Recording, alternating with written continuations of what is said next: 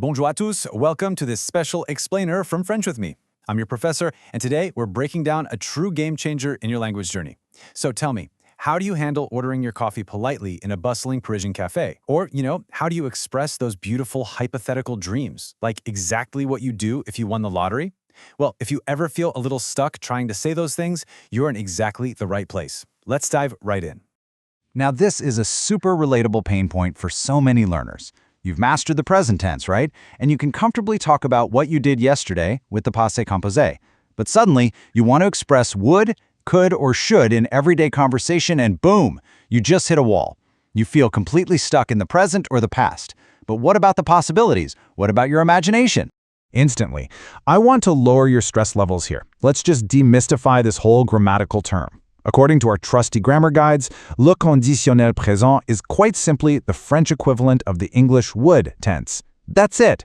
It is absolutely nothing to be feared, it's incredibly intuitive to learn, and honestly, it's your golden key to expressing politeness, deep wishes, gentle advice, and hypothetical situations. It really opens up a whole new world of nuance for you.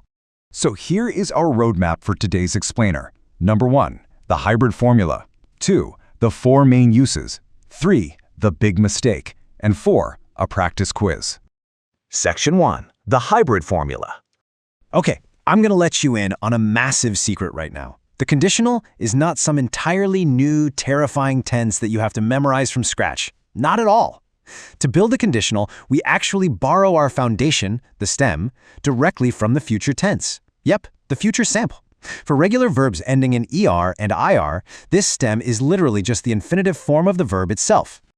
So I want you to think of it as a grammatical hybrid, kind of like a centaur. You take that robust, forward-looking stem from the future tense on the left, so that gives us the root of the action. And then you literally just glue on the endings from the imperfect tense, l'imparfait, on the right.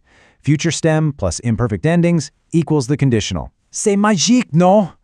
Let's do a really quick review of those 6 imperfect endings that you're going to attach to your stems. Just repeat them in your head with me, okay?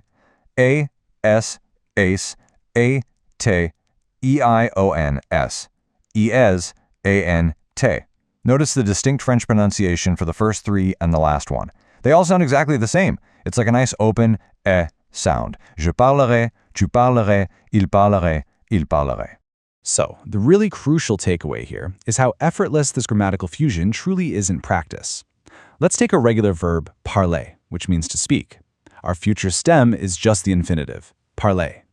Now we want to say, I would speak. So we grab the je ending from the imperfect, which is es. Put them together, and voila, je parlerai. I would speak. It's simple, it's elegant, and it's perfectly structured. Now, of course, this is French, so naturally we have some irregular stems. But hey, here's the fantastic news. If you already know these irregular stems for the future tense, you already know them for the conditional. For example, être becomes ser, avoir becomes or, faire is faire, aller is ir, pouvoir is pour, and devoir is devre. You just attach those exact same imperfect endings to these stems. Easy. All right, Section 2, 4 main everyday uses. So knowing how to construct the conditional is great, obviously. But knowing exactly when to deploy this superpower in actual conversation, that's what's going to make you sound truly fluent. To help you mentally compartmentalize this, remember the rule of 4. The conditional has 4 main everyday uses. La politesse, which is politeness, le sujet for wishes, le conseil for advice, and l'hypothèse for a hypothesis. Let's look at each one. The very first use is la politesse. We French, we value politeness immensely. If you walk into a bakery and just declare, je veux un croissant, I want a croissant, it sounds way too direct. It's almost like a demand.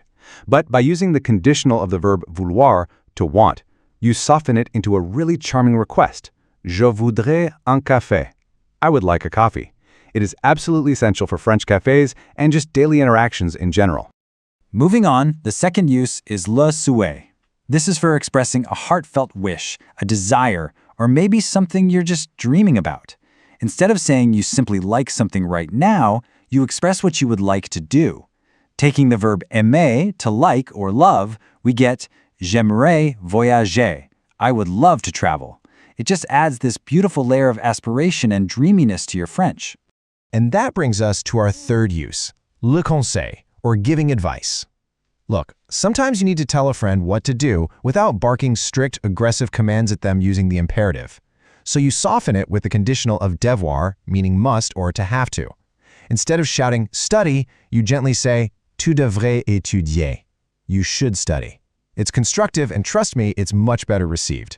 Finally, we reach l'hypothèse, the classic hypothetical if-then scenario.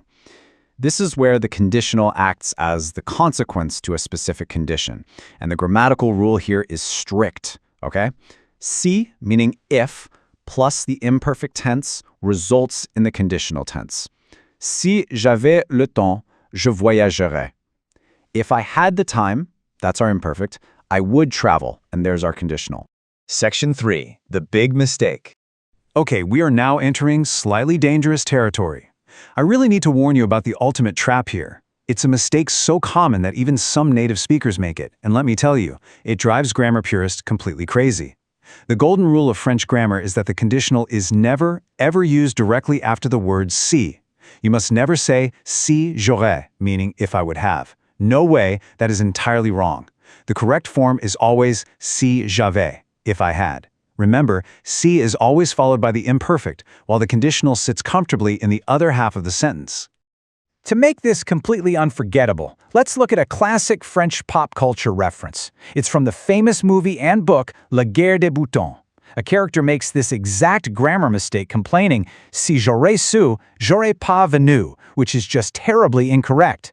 As our official grammar sources remind us, the beautifully structured correct French sentence should be, si j'avais su, je ne serais pas venu. If I had known, I would not have come. Burn this quote into your memory, and you will always avoid the trap. All right, Section 4, practice quiz. Okay, let's shift the energy up. It is time to test your newly acquired skills with a live decoding session. Get those mental gears turning, because we're going to apply the hybrid formula together. Here is your very first challenge. How would you formulate the phrase, I would be happy? We need to use the verb être, to be. I'll pause for a second. Think of your subject, je. Now, what's the irregular future stem for être, and what's the imperfect ending for je? Let's decode this together, step by step. Step 1, the irregular future stem for être is ser. Step 2, the imperfect ending for je is est. Step 3, we just fuse them together. And the result is je serai heureux, or heureuse if you are female. Excellent work. Let's keep this great momentum going. Challenge number 2. Formulate we would have a dog. This time we're using the verb avoir, to have. The subject is new. So think of the stem, and think of the ending for new. Got it? Let's break it down. The irregular future stem for avoir is are. The imperfect ending for new is ions. We glue them together flawlessly, and the result is nous aurions un chien. You see? You are literally already mastering the conditional. It's just a formula. Once you have the pieces, you can build absolutely any sentence you desire. You have done a magnificent job today. You now know the hybrid formula, the 4 main uses, and exactly how to avoid the biggest trap in French grammar. But, learning only sticks if you actually use it. So my final provocative thought for you today is this. What is your greatest wish? Think about it, and then I want you to practice right now in the comments below with one wish using j'aimerais. I absolutely cannot wait to read what you would love to do. Merci beaucoup d'avoir suivi cette explication. Keep practicing et à très bientôt.